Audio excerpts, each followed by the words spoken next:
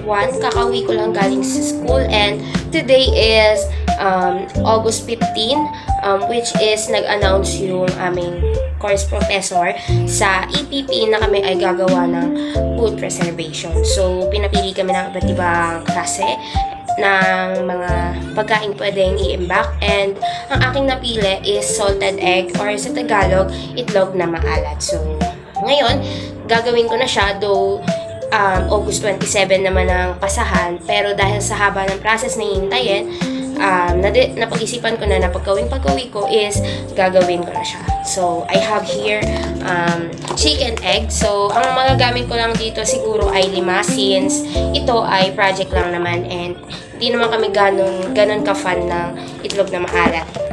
And next, asin. So, bumili din ako ng asin and it costs only 7 pesos. And meron din ako ng kaldero. Sorry kung maitim. Pero may laman na siyang tubig. May laman na siyang tubig na sapat lang para sa paglubog ng itlog. Tama, ng itlog.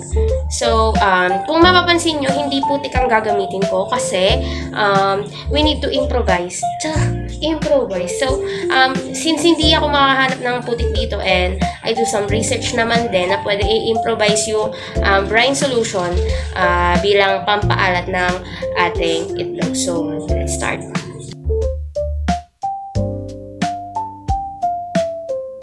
And first na gagawin natin is gagawa tayo ng brine solution. So, ang sabi doon, kapag sumobra tayo sa asin, pwedeng lumiit yung nasa loob ng itlog natin. So, yung shell, hindi na siya kasing, yung nasa loob nun kasing laki nung nasa shell. So, liliit siya kasi nasobrahan tayo sa asin. So, ang payo daw nila is 2:1. So, dapat mas marami yung water kaysa sa asin. So, since carry naman siya ng tansyometer ko, kung tansyometer, yun na lang ang aking gagawin. So, tansya-tansya na lang din para So, ilalagay ko lang siya dito and then iboboil ko siya hanggang sa mag-combine siya. So, makakagawa na tayo ng brine solution. So, let's go!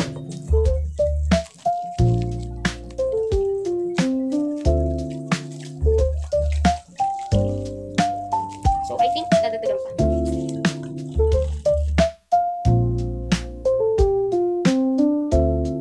So, guys, magsa-start na akong magpakulo ng aking brine solution. So, i-videoan ko lang paano ko sinindihan kasi required. I-videoan yung sarili habang ginagawa. So, ito na.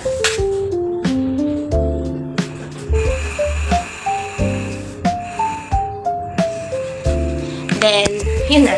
Sindihan ko na.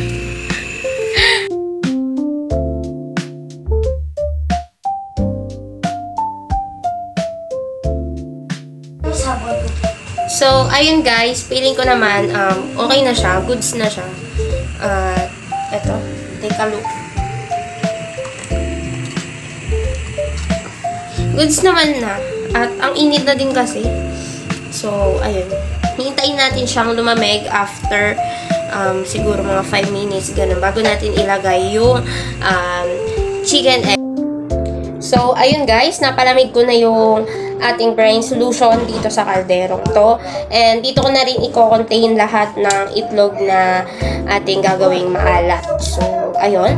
5 lang ang gagamitin ko dahil nga sa project lang naman ito. So, 1, 2, 3, 4, 5. So, di ba kapag nilagay natin yung itlog, lumulutang-lutang siya dahil nga tubig ang ginamit natin.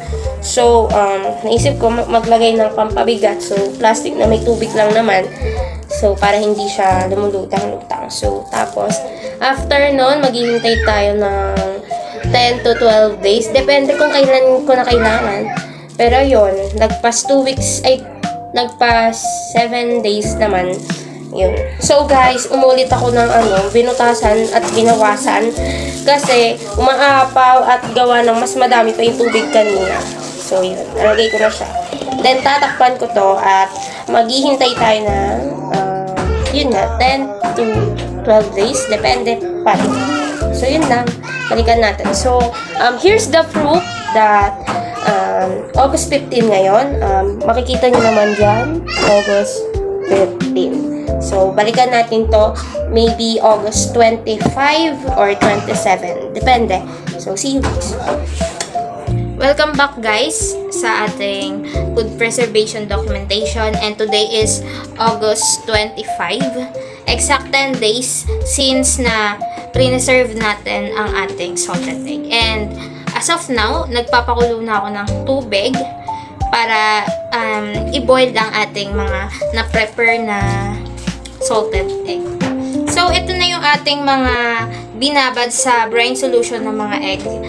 Kung maalala nyo is 5 pieces siya. Naging 4 pieces na lang siya dahil nabasag yung isa while hinuhugasan. So, hugasan nyo muna.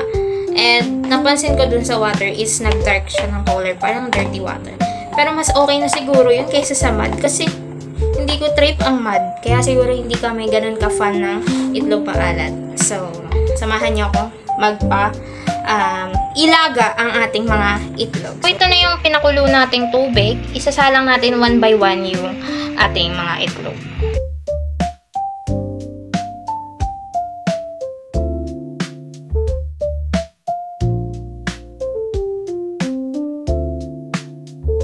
So, atin na tong takpan. And balikan natin siya na 15 minutes.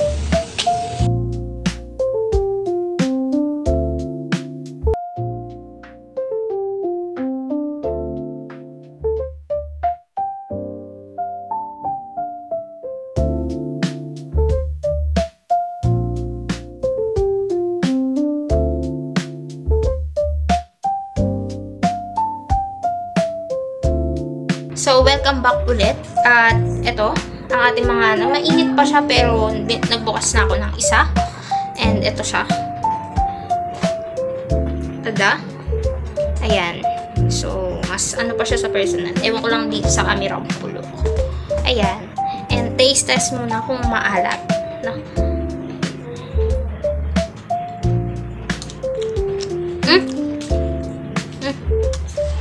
Itlog maalat na nga. Kahit 10 days pa lang. Pero hindi siya sobrang alat. Tama nga yung ginawa ko na, na 2:1 na measurement. So, lagay natin sa kamatis. So, ito yung kamatis na hiniwa ko kanina. Ilalagay ko na siya. Isa lang, kalahati lang muna. Testing muna. Try ko with kamatis. Yun, kung anong lasa niya. So, ito. First bite.